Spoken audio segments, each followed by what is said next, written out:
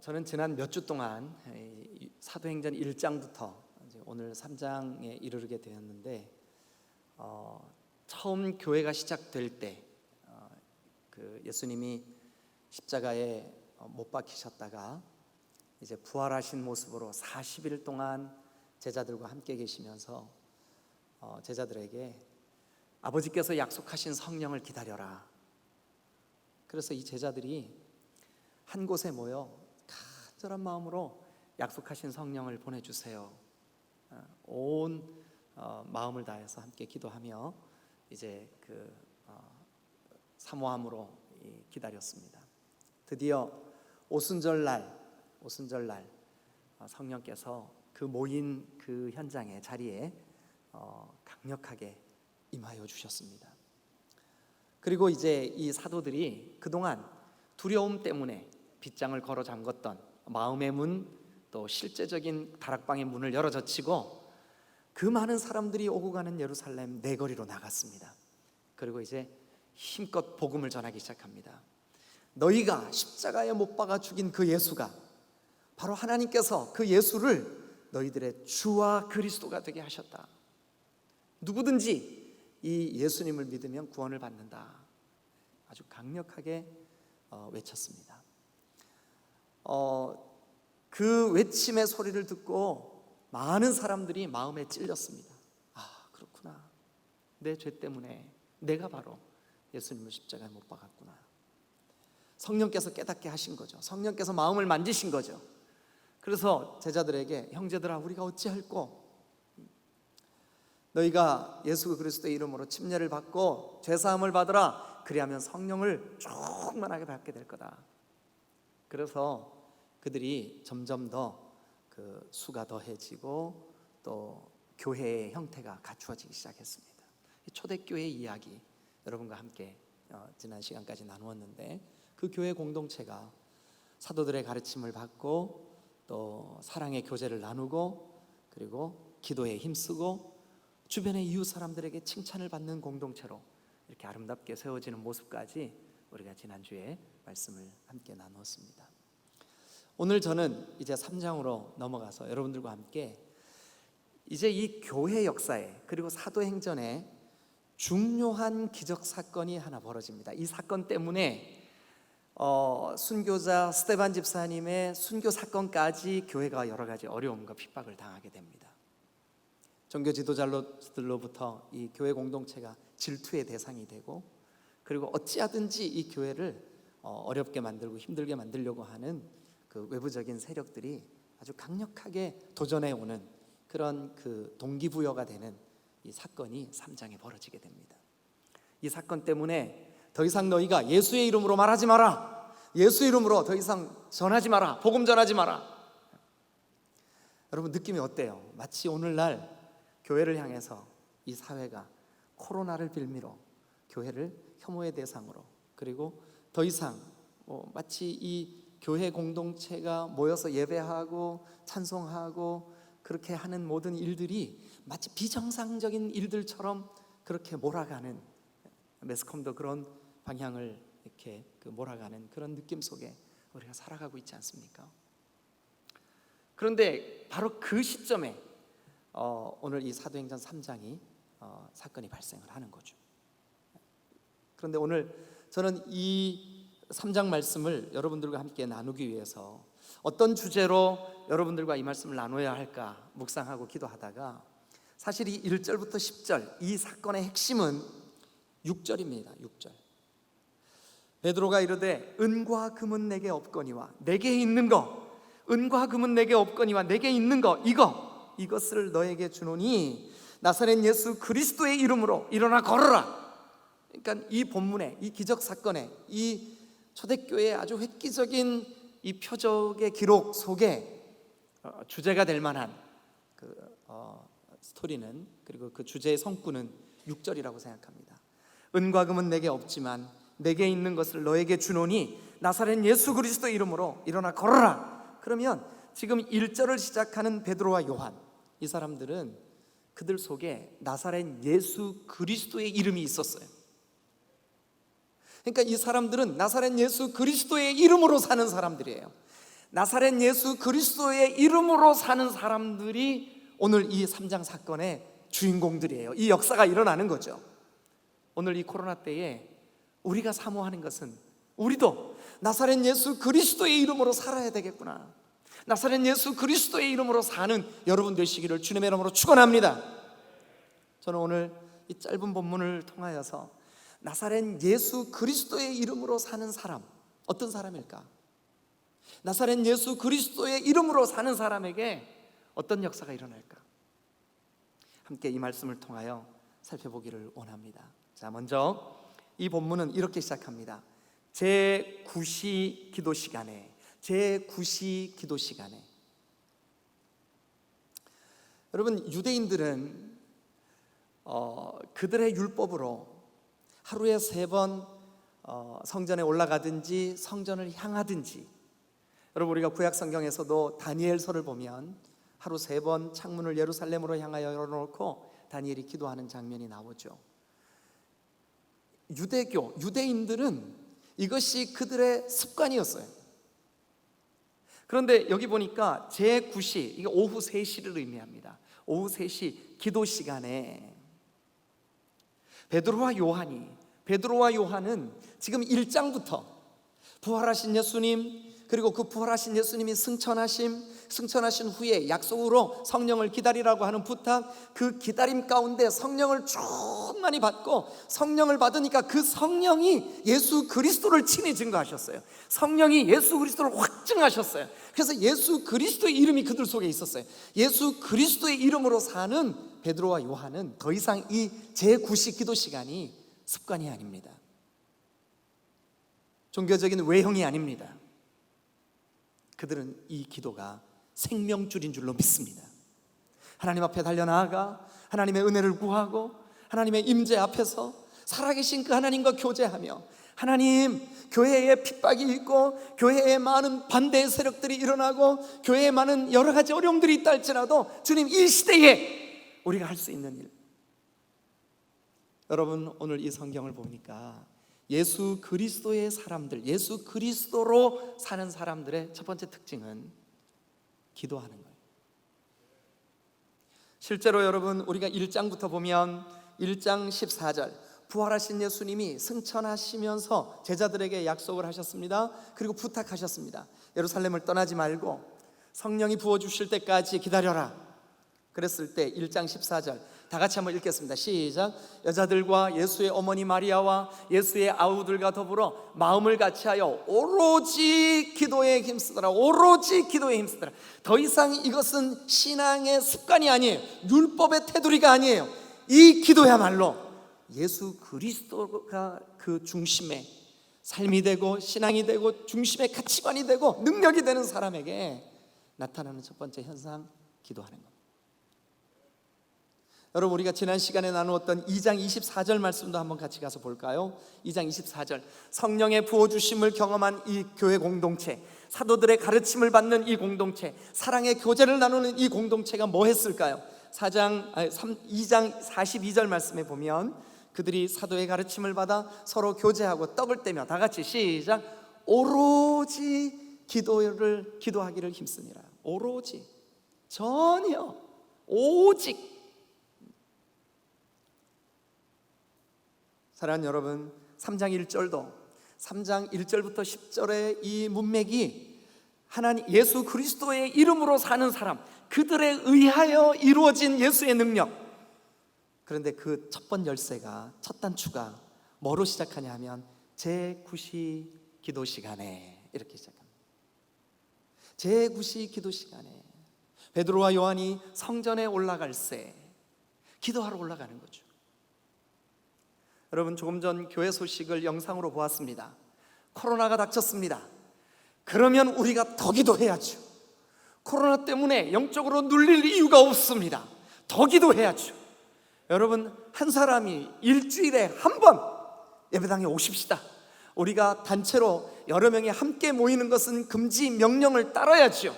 정부의 이 권고도 우리가 따라야 됩니다. 왜냐하면 우리는 이 민족에 속해 있으니까요. 그러나 우리 딤돌교회가 사는 방법은 기도밖에는 없습니다. 일주일에 한 번, 한 사람이 여러분 일주일 동안 한 번만이라도 좋으니까 1시간만 오셔서 저 4층 기도실에, 그리고 이 넓은 예배당에, 그리고 1층 다목적실에 여러분 원하는 곳에 앉으셔서 잠잠히 하나님, 우리가 예수로만 살게 해 주옵소서, 예수 그리스도의 이름으로 살게 해 주옵소서 기도하면 주님 우리를 여러분 긍휼히 여겨주실 줄로 믿습니다. 우리에게도 은혜를 부어주실 줄로 믿습니다. 그래서 여러분 우리가 기억하십시다. 여러분 예수 그리스도 이름으로 사는 사람들, 이 사람들은 예수 그리스도의 이름이 그 중심에 있기에 기도할 수밖에 없습니다. 사랑하는 여러분, 이제 베드로와 요한이 바로 그 시간이 하나님 앞에 나아가 간절히 기도함으로 기도를 통하여 자기 속에 있는 예수 그리스도, 이 생명의 복음을 능력으로 승화시킬 수가 있는 거예요. 기도는 우리의 생명줄인 줄로 믿습니다. 그래서 여러분 예수 그리스도의 이름으로 살아가신다고 그렇게 스스로 여겨지십니까? 기도하십시오. 아마 우리 안에 계시는 주님도 우리가 기도하는 것을 기뻐하실 줄로 믿으시기를 축원합니다. 그리고 이제 이어서 그 다음 말씀을 한번 보죠. 나면서 못 걷게 된 사람이 있었습니다. 그런데 그의 친구들인지 이웃들인지 친척들인지 모르지만 어쨌든 사람들이 그 나면서부터 안진뱅이 된 사람을 메고 왔어요. 그런데 이 사람이 여러분 뒤에 가서 보시면 어디를 보시냐 하면 5장을 한번 가볼까요? 5장 4장인가요? 5장에 보면 이 사람이 나이가 한 40쯤 되었다라고 하는 말씀이 나와요. 자, 어쨌든 이 사람을 메고 왔어요. 메고 와서 그 성전 미문 앞에 데려다 놓았습니다. 여러분 정말 오후 3시니까 아름다운 햇빛이 찬란하게 비치고, 그리고 이 미문, 아름다운 문, 뷰티풀 게이트예요. 미문. 여러분 이 미문 앞에 이 미문에 대해서 역사학자인 요세푸스는 이방인의 뜰과 여인들의 뜰 사이에 고린도 양식으로 금색 찬란하게 23m 높이로 아주 아름다운 문이 하나 있는데 그 문이 미문이라 이렇게 알려주고 있습니다. 여러분 정말 그 고린도 양식으로 황금빛 찬란한 미문이 23m 높이로 높이 올려져 있다고 한번 상상해 보십시오. 사람들은 그 문을 오를 때마다 사람들의 시선이 어디에 머물겠습니까? 그 아름다운 문에 머물지 않을까요? 그리고 그들이 그 문을 통과해서 들어가야 할 성전에 머물지 않을까요? 그런데 그 시간에 그 미문 앞에 미문과 너무 어울리지 않는 한 사람이 거기 앉아 있습니다. 40년 동안 서지 못한 사람, 태어날 때부터 걷지 못한 사람, 구걸하면서밖에 살아갈 다른 방법이 없는 사람. 그 사람을 사람들이 메어 왔는데, 그런데 목적이 2절에 나와요. 구걸하기 위하여, 구걸하기 위하여 날마다 미문이라는 성전문에 두는 자라. 이 사람은 어제도 거기 앉아 있었어요. 그제도 거기 앉아 있었어요. 그러나 그 사람이 누구에게도 눈에 띄거나 그 미문의 주인공이 될 수 없었어요.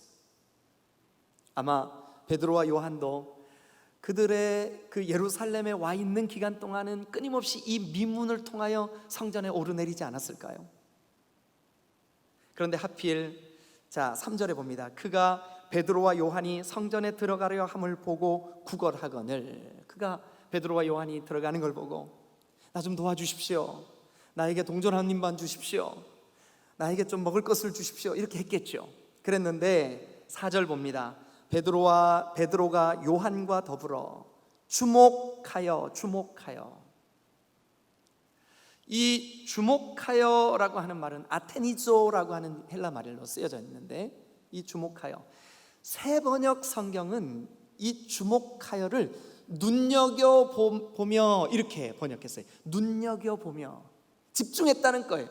의도적으로 그 사람을 바라보고 집중했다는 거예요. 아니 어제도 지나갔고 그제도 지나갔는데 하필 오늘 그들의 눈에 이렇게 주목하게 되었을까요? 여러분 이 앞뒤 정황을 볼 때 베드로와 요한 속에 성령이 충만하여, 아니 예수 그리스도의 이름으로 충만하여 주도적으로 예수 그리스도의 이름이 그들 속에서 역사함으로 그렇게 보여진 줄로 믿습니다.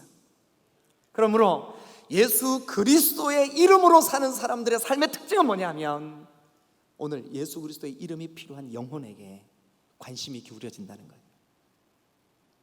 눈에 띈다는 거예요. 영혼에 대한 깊은 관심이 우리도 모르게 우리 속에 계신 예수께서 우리에게 불러일으켜 주실 줄로 믿습니다. 매일 만났는데 하필 오늘 앞집에 사는 저 사람이 저 영혼 구원받아야 되는데 왜 그 생각이 들까요? 매일 시장 오기에서 단골로 가서 장사를 콩나물을 사오던 그 아주머니인데 오늘 하필 저 사람 예수 안 믿으면 지옥 가는데, 이 간절한 열망이 여러분 속에 들어본 경험이 있으십니까?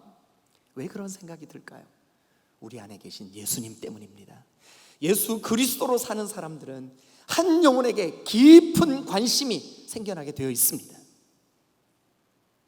여러분, 근래에 어떤 사람을 바라볼 때 여러분들의 눈에 그 사람이 불쌍해 보이고 그 사람에게 예수가 필요하다는 간절한 열망이 여러분 속에 솟아나고 그런 경험이 있으십니까? 혹시 여러분이 대중교통을 이용해서 기차로 어디로 여행을 할 때 번호를 들고 티켓을 가지고 내 번호 어디지 하고 찾아가는데 옆에 누가 앉을까? 오늘 어떤 타이밍에 이 전도를 좀 할 수 있을까? 예수님의 복음을 언제 전할까? 어떻게 접촉점을 삼을까? 여러분 가슴이 뛰고 얼굴이 붉어지고 여러분 마음속에 아주 이 두근거림이 생기는 경험들이 있으십니까? 예수 그리스도의 이름으로 사는 사람들은 영혼에 관심이 써지는 줄로 믿습니다. 오늘 베드로와 요한도 평소와 다르게 예수 그리스도의 이름으로 충만하여 그 미문으로 기도하기 위하여 올라갈 때 그들 눈에 평소에 잘 보이지 않던 사람이 주목하게 되었습니다. 아테니죠. 주목했습니다. 눈여겨보았습니다. 그에게 집중했습니다. 여러분, 주님께서 우리 안에 주님으로 살아가는 사람에게 주님이 이런 마음, 이런 감정, 이런 느낌 주실 줄로 믿습니다.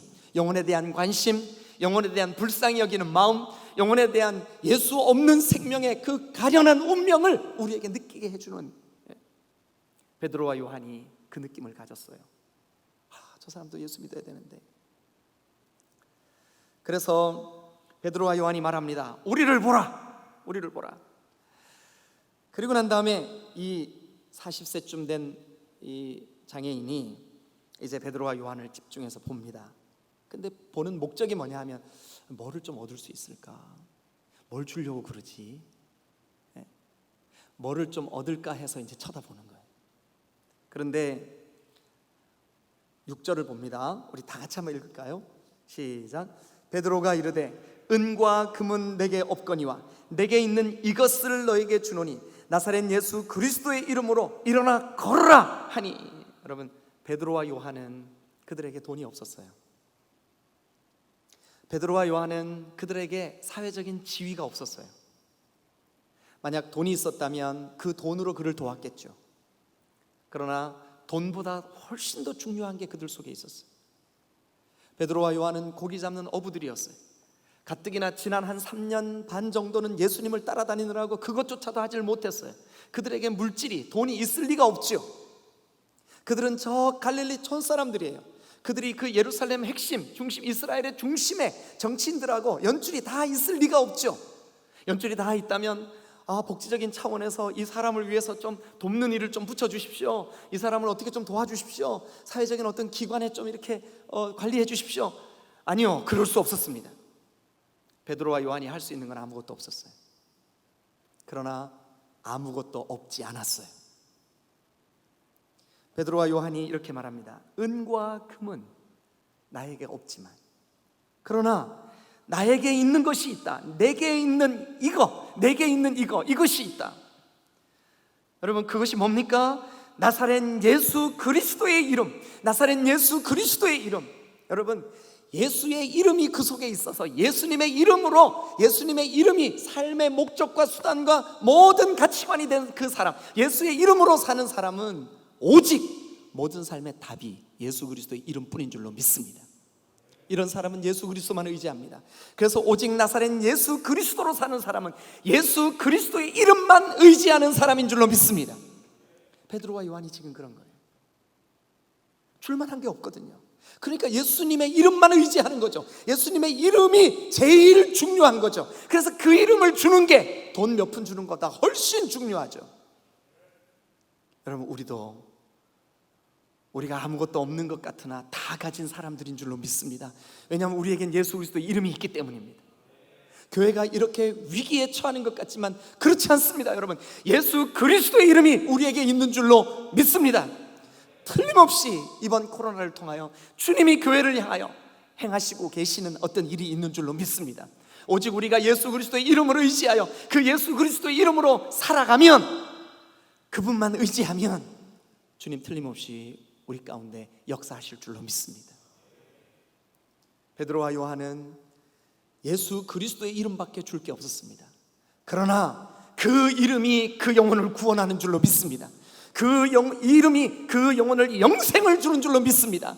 그 이름이 그 영혼을 기뻐 뛰며 즐겁게 하는 놀라운 능력이 되는 줄로 믿으시기를 축원합니다. 여러분, 우리도 예수 그리스도의 이름으로 사십시다. 예수 그리스도의 이름이 전부가 되십시다. 이것이 오늘 저와 여러분들에게 주님을 향한 간절한 열망이 되실 수 있기를 예수 그리스도의 이름으로 축원합니다. 그래서 이제 7절 봅니다. 오른손을 잡아 일으키니 발과 발목이 곧 힘을 얻고 뛰어 서서 걸으며 그들과 함께 성전으로 들어가면서 걷기도 하고 뛰기도 하며 하나님을 찬송하니, 이렇게 되어 있습니다. 여러분, 40년 동안 다리를 쓰지 못하고 구걸만 하던 이 사람이 그 구걸을 하면서 내가 만약 다리가 온전해지면 저 마라톤 대회에 참석하고 싶다. 우리 아버지를 한번 업어주고 싶다. 이런 생각 들지 않을까요? 이렇게 평소에 내가 다리만 온전해지면 이러고 싶은데, 근데 여러분, 이 40년 동안 미문 앞에서 구걸했던 이 사람에게 제일 큰 소원이 뭐였을까요? 제일 큰 소원이 뭐였을까요? 성경을 한번 볼까요? 여기 힌트가 있어요. 같이 한번 보죠. 오른손을 잡아 일으켰어요. 7절에 발과 발목에 힘을 얻었어요. 그런데 일어나서 뛰어 서서 걸으며 그들과 함께 제일 먼저 한 일이 뭘까요? 성전으로 들어갔어요. 성전으로 들어갔어요.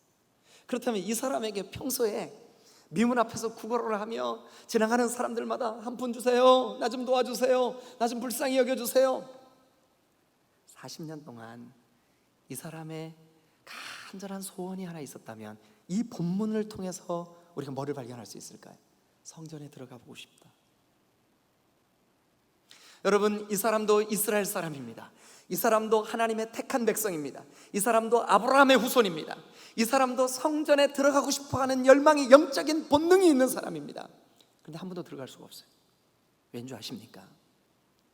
레위기 21장 16절부터 21절에 보면 다리 저는 자, 눈 먼 자, 장애가 있는 자, 그런 자는 성전에 들어갈 수 없다. 율법의 규례가, 율법의 여러 가지 조항이 이 사람을 성전에 들어가는 것을 가로막고 있습니다. 여러분, 태어날 때부터 다리를 쓰지 못하는 것도 얼마나 답답하고 속상하고 상처가 되고 사람들에게 이것이 얼마나 눌림이 됐을까요? 그것도 정말 속상한 일인데 더 속상한 일이 뭐냐 하면 장애 때문에 성전에 못 들어가요. 그래서 이 사람은 평소에 아마 성성한 다리로 자유롭게 성전을 드나드는 사람들을 볼 때마다 나도 성전에 들어가 예물을 드리고 싶다. 나도 성전에 들어가 저 번제물로 드려졌던, 화목제물로 드려졌던 저 고기들을 함께 나누며 그리고 함께 하나님을 찬송하며 이렇게 예배하고 싶은데, 나도 하나님의 자녀이고 하나님의 아들이고 나도 하나님의 백성인데. 그러나 여러분, 율법의 조항이 그를 가로막고 있습니다. 여러분, 우리 주변에 너나 잘 믿어, 나 이렇게 살다 그냥 지옥 갈래, 알지도 못하면서 내뱉는 말이지만 그런 말들도 이미 예수 믿기를 포기하고 사는 사람들이 얼마나 많습니까? 그런데 예수 그리스도로 사는 사람, 예수 그리스도가 그 중심에 있는 사람, 베드로와 요한과 같이 예수 그리스도로 사는 이 사람들은 성전에 들어갈 수 없는 운명, 성전에 들어가 마음껏 하나님을 예배하고 찬송할 수 없는 처지에 처해 있는 사람들을, 성전에 들어갈 수 없던 그 사람을 들어가게 하는 그 일을 주님이 맡겨주시는 줄로 믿습니다. 좀 말이 긴가요? 다시 한번, 예수 그리스도로 사는 사람, 예수 그리스도가 그 중심에 있는 사람은 성전에 들어갈 수 없는 사람을 들어갈 수 있도록 만들어주는 그 역할을 할 수 있게 될 줄로 믿습니다. 여러분, 얼마나 많은 사람들이 죽고 싶다는 마음, 우울한 마음, 허무한 마음, 이런 마음들이 그 마음에 가득해서 성전은 고사하고 예수님에 대하여 마음의 문을 열지 않으려고 하는 이 시대를 살고 있어요. 더욱더 전도하기가 힘들어지는 이 시대를 살고 있어요. 그런데 만약 우리가 예수 그리스도의 이름으로 살아가면 주님이 우리를 통해서 어떤 한 영혼, 운명적으로 눌려있고 어쩌면 40년 동안 성전에 들어가고자 하는 영적인 그 절규가 그들 속에, 여러분 육체로는 그들이 난 교회 가고 싶지 않아, 너만 잘 믿어, 이렇게 하고 있지만 그들의 영혼은 얼마나 여러분 간절히 열망하고 있을까요? 얼마나 하나님을 만나고 싶어 할까요? 얼마나 그들이 부르짖고 있을까요? 멸망하는 자들의 영혼의 부르짖음을 우리가 들을 수 있어야 되지 않을까요? 그런데 여기 보십시오. 베드로와 요한이 예수 그리스도로 사는 그들의 삶이 자연스럽게 성전에 들어갈 수 없을 운명을 가지고 있는 사람을 들어갈 수 있도록 돕는 역할을 하게 되는 줄로 믿습니다. 여러분, 제가 전도사 시절 청소년 캠프를 진행하다가 초청 강사를 한 분을 좀 모셔야 되겠다는 생각이 들어서 누구를 섭외를 했냐 하면 송명희 시인 들어보셨죠? 똑바로 걷고 싶어요 주님, 온전한 모습으로, 이 시를 지은 시인이에요. 그런데 이 주옥같이 아름다운 시, 우리나라에서 즐겨 부르는 이 찬양곡 중에 송명희 시인이 쓴 곡이 여러 곡이 있습니다. 그런데 이 송명희 시인이 여러분 생각에 어떻게 생겼을 것 같아요? 뭐 이미 여러분 다 아시겠지만 이분은 태어나면서부터 뇌성마비였어요. 얼마나 몸이 뒤틀려 있는지, 한번 엄마의 이름을 부르려면 수도 없이 머뭇하다가 겨우 엄마, 다른 사람들은 알아듣지도 못해. 그분을 섭외를 했어요. 우리 청소년들에게 오셔서 간증하시고 좀 말씀 좀 전해주세요. 그런데 이분이 청소년들에게 처음으로 이제 그 간증하러 오셨는데 휠체어를 타고 엄마가 옆에서 통역을 해줘야 돼요. 그래야 알아들어. 우리가 다 못 알아들어요. 그런데 이분이 한 첫 얘기가 뭐냐 하면, 저는 어떻게 하면 잘 죽을 수 있을까? 손이 흔들리고 다리가 불편하고 휠체어에서 자기 힘으로 내려앉지도 못하니까 줄을 걸어서 자기 목을 조이려고 해도 그걸 할 기운이 없는 거예요. 이걸 할 수가 없는 거예요. 그래서 못 죽는 거예요. 높은 곳에서 떨어져 죽고 싶어도 높은 곳까지 올라갈 수 있는 능력이 안 돼. 어떻게 하면 죽을 수 있을까? 늘 갇혀있는 방 안에서 밖으로 나가지도 못하고 마음속에 어떻게 하면 죽을 수 있을까? 여러분, 마치 40년째 미문 앞에 앉아있지만 성전에 한 번도 들어가 보지 못한 이 사람의 영혼이 소망 없이 나는 그저 이렇게 살다가 가나봐,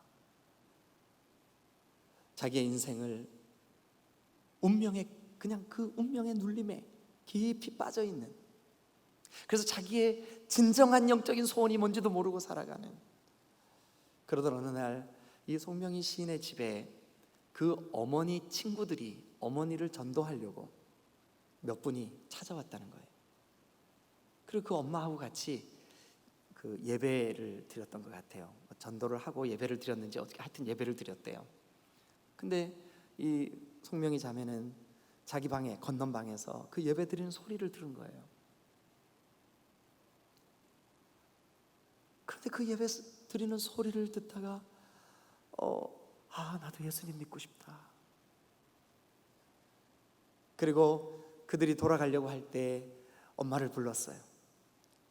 엄마의 도움으로 이 송명희 시인에게 그 엄마의 친구들이 복음을 전했어요.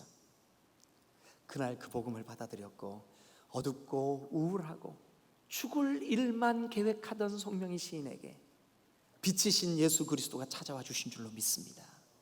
그때부터 하나님, 이 뒤틀린 몸뚱아리라도 주님께 영광이 될 수 있다면 내가 예배자가 되겠습니다. 내가 주님의 친구가 되겠습니다. 내가 주님의 도구가 되겠습니다. 주님, 내 삶을 사용하여 주옵소서. 그때부터 송명희 시인에게 예수님은 능력이 된 줄로 믿습니다. 예수님은 그 영을 살려주신 줄로 믿습니다. 송명희 시인을 통하여 복음 전도자로 바꾸어 준 줄로 믿으시기를 축원합니다. 오늘 우리도 마찬가지입니다. 만약 우리가 예수의 이름으로 살고자 한다면, 예수의 이름으로 살고자 결단한다면 주님 우리를 통하여 성전 안에 들어가지 못하는 사람, 들어갈 수 없는 운명에 처해 있는 사람들조차도 들어갈 수 있도록 돕는 역할을 하도록 우리를 사용하실 줄로 믿습니다. 여러분, 이제 말씀을 정리하기를 원합니다. 예수 그리스도가 그 중심에 있는 사람, 예수 그리스도로 사는 사람, 예수 그리스도로 세계를 바라보고 세계관이 예수 그리스도시고 예수 그리스도를 삶의 가장 우선순위에 두고 최고의 가치관이 되고 예수 그리스도가 나의 주인이 되고 능력이 되는 그 사람, 여러분, 그 사람은 기도하는 사람인 줄로 믿습니다. 그 사람은 어느 날 평소에는 잘 못 보았던 사람이라 할지라도 자기 영혼의 그 중심에 계시는 그리스도께서 주목하여 바라보게 하는 한 영혼의 관심이 가지게 될 줄로 믿습니다. 예수 그리스도가 중심에 계셔서 예수 그리스도로 사는 사람, 그 사람 속에는 오직 나에게 있는 가장 강력한 능력, 오직 나는 예수 그리스도의 이름만으로 살 거다, 이 고백이 있게 될 줄로 믿습니다.